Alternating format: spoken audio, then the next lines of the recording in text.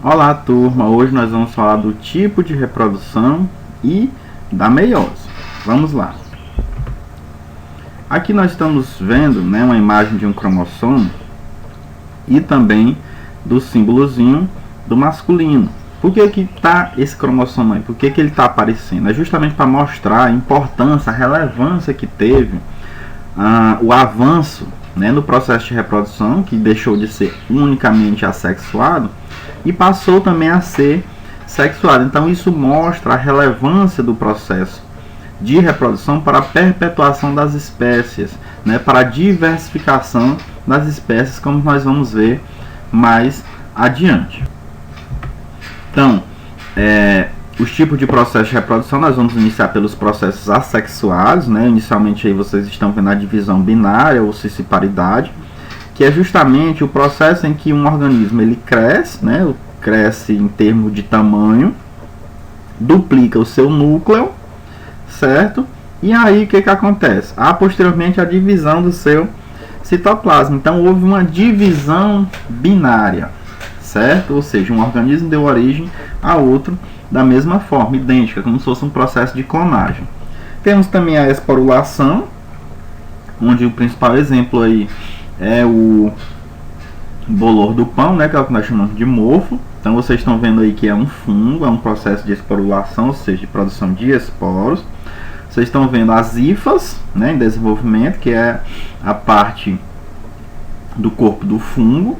Posteriormente, aí, nos esporângios, são produzidos esporos. Esses esporos são como se fossem sementes. Como se fossem, não vão confundir, são esporos. Certo? Fiz a comparação justamente porque a gente entende a semente como aquela estrutura que carrega toda aquelas características para o desenvolvimento de uma planta, certo? Então esses esporos eles caem no solo, os esporos germinam e começa o ciclo de novo. Isso é um processo que nós chamamos de esporulação. Temos também o brotamento, como vocês estão vendo aí os poríferos, Cresce um broto, esse broto cai, gera um outro organismo, certo? Tem a fragmentação, nós estamos vendo a estrela do mar, que ela origina um outro por meio de um processo de fragmentação. Um dos seus braços ele se fragmenta, dando origem a uma outra estrela do mar. E nós temos também a partenogênese. O que é a partenogênese? A partenogênese diz respeito ao fato de que os zangões, os machos, eles são originados de óvulos não fecundados. Ou seja, o que isso quer dizer? Quer dizer que ele tem a metade do número de cromossomos da abelha rainha. Enquanto que as operárias, embora férteis, e as rainhas, elas têm 2 lotes de cromossomo, enquanto o zangão tem apenas 1. Repetindo, o zangão é originado de óvulos não fecundados.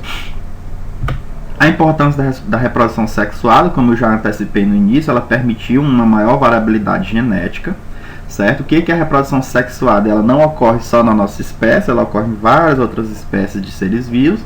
Nada mais é do que a junção de um gameta masculino com um gameta feminino originando uma célula diploide, chamada de ovo ou zigoto. Aqui nós estamos vendo que esse tipo de reprodução ele permitiu uma maior variabilidade genética, como vocês podem observar, Aqui outra figurinha mostrando justamente essa diversidade genética de animais, de vegetais, de outros tipos de seres vivos. E aqui também mostrando novamente essa diversidade que foi permitida justamente por meio desse processo de reprodução que nós vamos ver a partir de agora.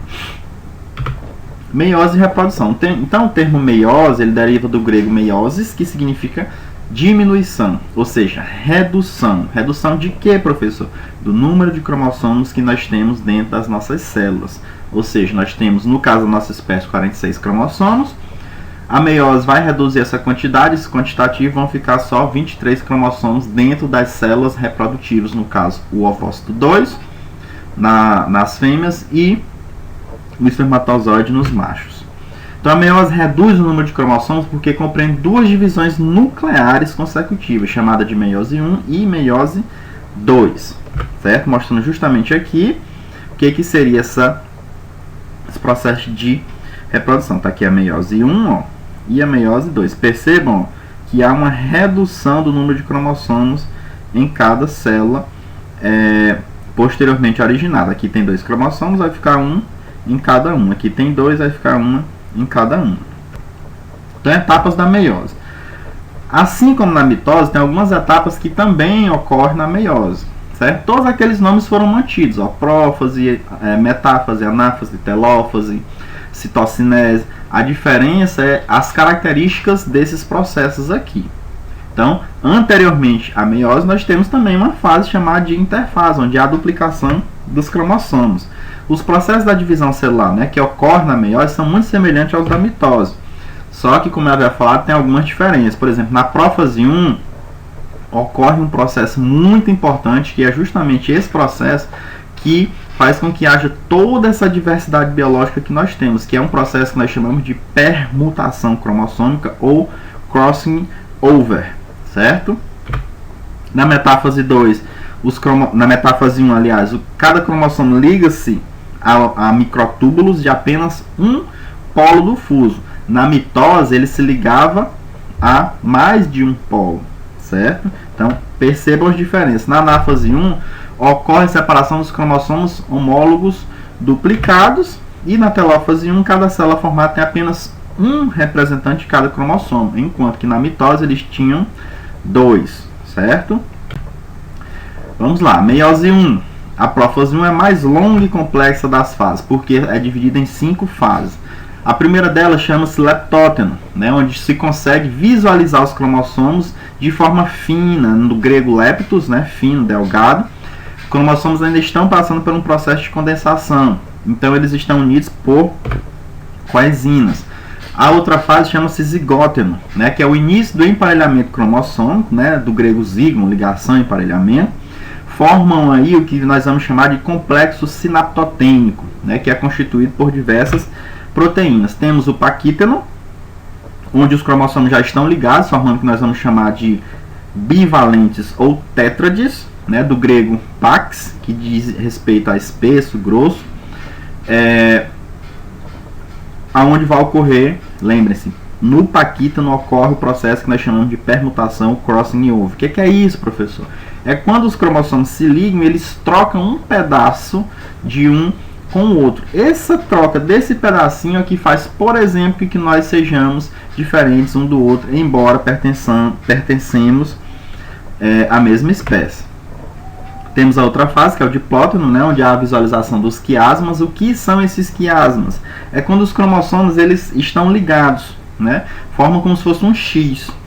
E aí, posteriormente, há a separação desses cromossomos, certo?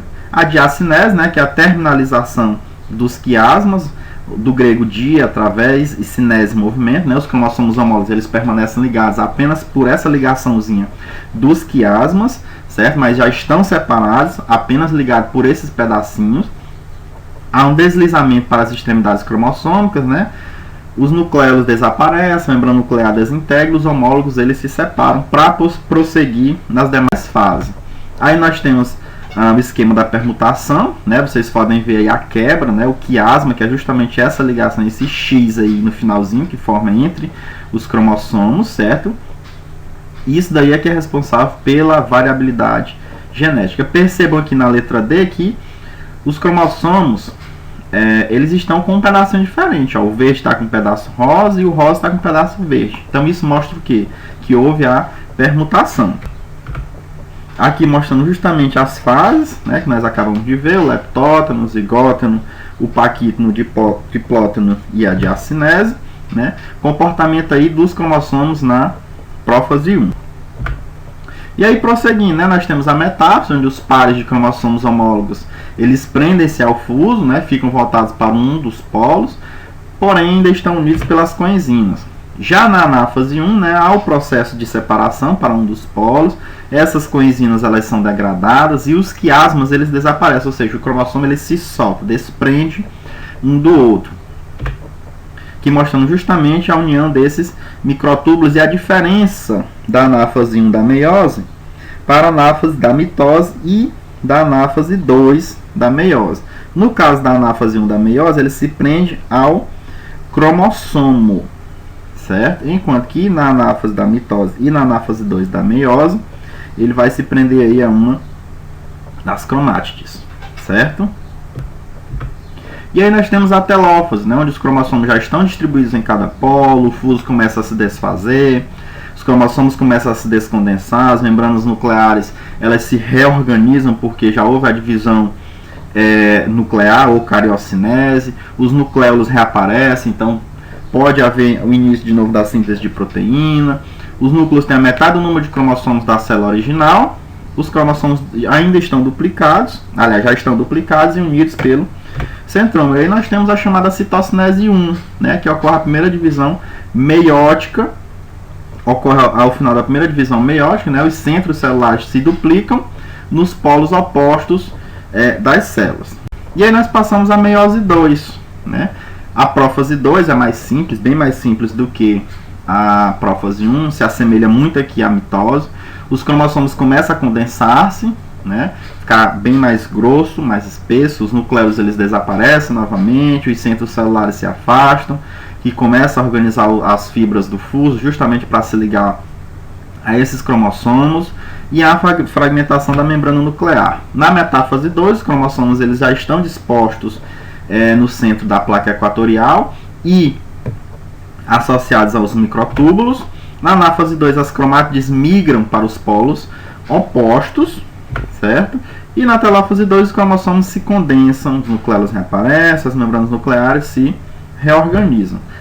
Por fim, ocorre a citocinese 2, né, que é a segunda divisão citoplasmática. Aqui nós temos todo esse processo, certo? Mostrando justamente cada uma dessas fasezinhas, desde a interfase até a telófase 2, certo? Ao final, na telófase 2, nós vamos ter 4 células com a metade do número de cromossomos da célula original. Ou seja, a célula original que entra em meiose, ela é 2N, ou seja, ela tem 2 lotes de cromossomos. Enquanto que as células finais, né, o produto final da meiose, vai ter apenas N, ou seja, apenas um lote de cromossomos. Na prática, nós seres humanos temos 46 cromossomos. Quando uma dessas nossas células, por exemplo, uma espermatogônia, ela entra em processo de meiose, para a produção de um espermatozoide, o que vai acontecer? Ela vai resultar em 4 espermatozoides haploides, ou seja, com 23 cromossomos cada um. E aí nós chegamos a um processo, né, chamado de não disjunção cromossômica. Lembrem-se, lá na prófase pode ocorrer isso, certo? E aí nós vamos ter as anomalias cromossômicas. O que é a não disjunção, professor? É quando os cromossomos eles não se separam, né? Se a não disjunção ocorrer na meiose 1, uma das células recebe 2 cromossomos homólogos que não se separam.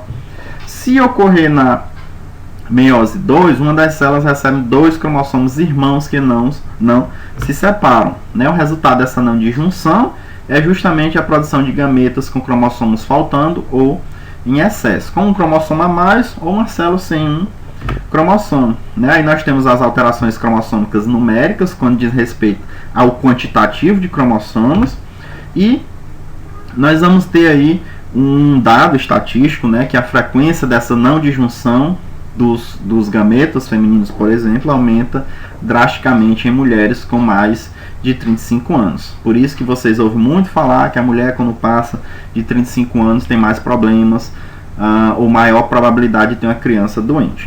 E aí nós temos alguns tipos de síndromes aí para mostrar. A síndrome de Down, né, que é uma trissomia, como vocês estão vendo aí no cromossomo 21, era para ter só 2, tem uma a mais, trissomia do cromossomo 21.